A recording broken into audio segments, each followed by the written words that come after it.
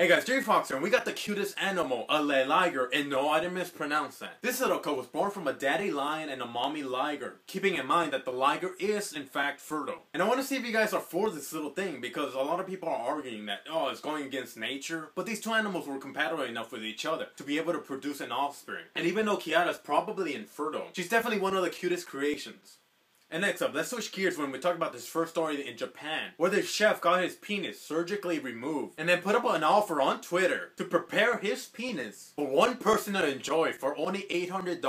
But what actually took part a few months later is this big event where 150 people attended and where 6 people split the bill to feast on this guy's dick. And life is just gonna be a bitch to this guy because he's getting charged now for indecent exposure for serving these people that willingly paid money to partake in this. So this is pretty fucked up. The guy doesn't have a penis anymore and he's facing possible jail time for this. And others are even arguing that he should get a more severe sentence for charging others while they engage in cannibalism. So my stance on this is that just let the guy go. He wasn't doing anything illegal. First of all, he made sure his penis was safe to eat. And second of all, if this actually counts as cannibalism, I stand that if the members involved in it consent to it, there shouldn't be a problem with it.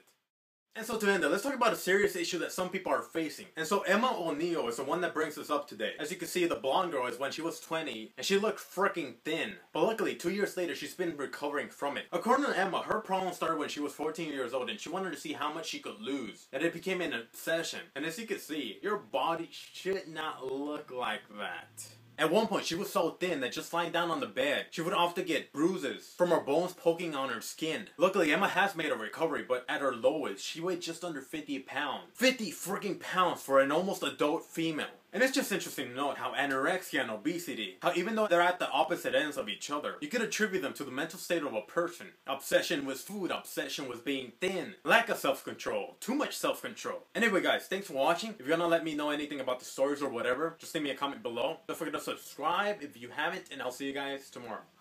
Bye.